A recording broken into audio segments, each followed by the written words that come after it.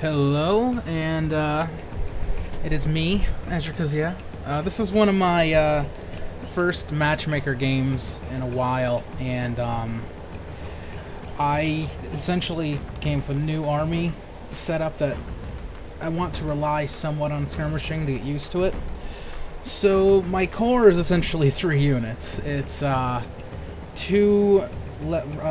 chevron bow warrior monks and 1 8 chevron heavy gunners. Now the rest of my army is very low cost units, except for these 2 great guard that I bought, or 1 great guard over here and another great guard over here. And the third guy in my cav is the Najnata warrior monk cav that I use just for the war cry. Now the rest of my units are pretty vanilla. I have 5 lone swords that have 2 upgrades in attack, and that's it. And I have 4 Yari Eshigaru. And they're pretty much just to protect everybody from, cav. And unfortunately in this one, I don't think I built my army properly, because as you can see, my opponent here, his name is Dr. J, PhD. He has a ton of cav, and they're mostly Najnata warrior monks, Yari cav, and great guard.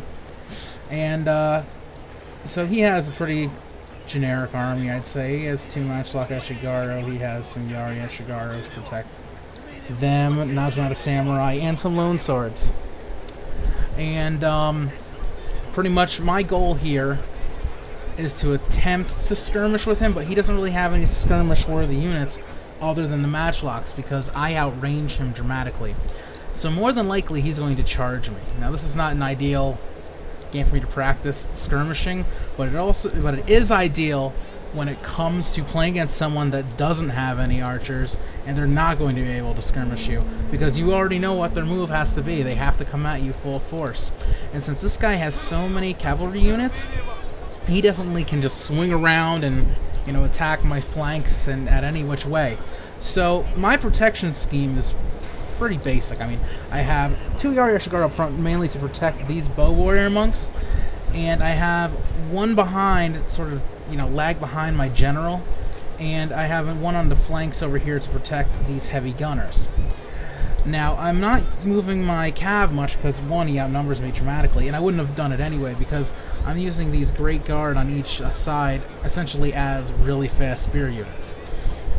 So they're going to be my best bet at keeping my flanks secure. Now, once I have skirmished and gained upper hand, my goal is to send these 5 lone swords in as cleanup. But in this case, I'm actually using them as a way to rush once he gets out of position. Because once he's out of position, I'm able to bring my lone swords in, and they can play clean house.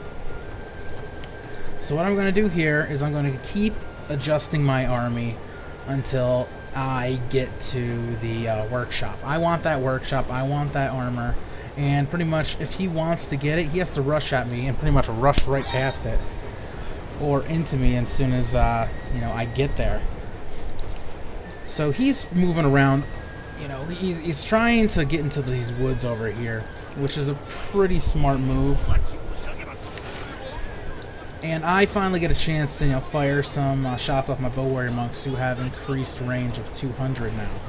And so I'm aiming at his most his scary units, which would be these matchlocks.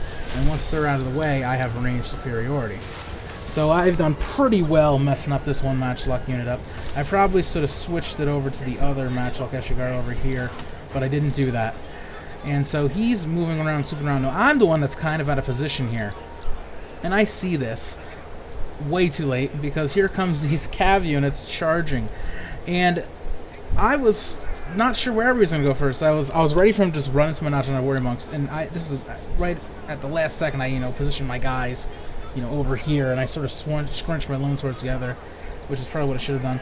And I let them sort of charge my Najnata warrior monk, and I moved them away. But the good thing for me is it gave me a chance to shoot at all these cav here, and I get a bunch of guys as he runs away. And I was surprised he didn't just try to take out the Najnata warrior monks, because I didn't really have too many spear units up close and personal right away. I had to pull these spear units up before, so it wasn't the greatest of moves on his part, because he probably could have taken, you know, that unit out pretty quickly, that monk cav. So here he's going to move up with the rest of his, you know, range units here, and I'm trying to pick off, you know, a lot of his cav here. And as soon as he starts moving them and moving his matchlocks up front, I switch to focus and I start to aim at these matchlocks, or at least that's supposed to anyway. And there they go. And so he's going to rush at me, and this is when I bring just my blob of Ashgaro here, and I have my heavy cannons aimed at the mass of the army here, just trying to, you know, negate their, you know, the morale a little bit. And I'm pretty much just using my cav units here to protect my general and the back of my heavy gunners here.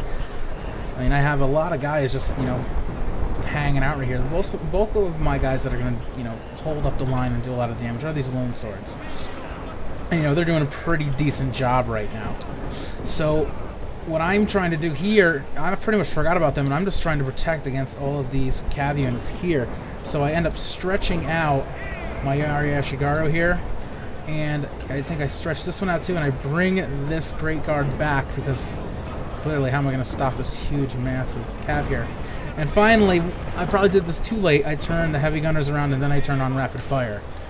But surprisingly, he has this many cav units, he is able to run right through all of them, as you see right now, and go after my heavy gunners. And I did not know that was even possible. I thought they had to get up. But, you know, he pulled up. I don't know if it was because I attacked or not, but it worked very well, and I was able to make these guys blink. One thing I didn't show is that my other cav unit here was able to get in there and mess up his avatar a little bit, but it wasn't enough.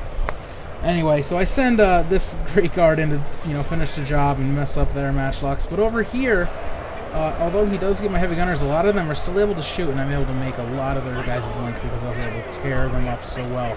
I think they only shot a few shots, you know, towards that massive cav, but it did just enough and killed them all. And this giant melee ball with rally really did not come close to buckling.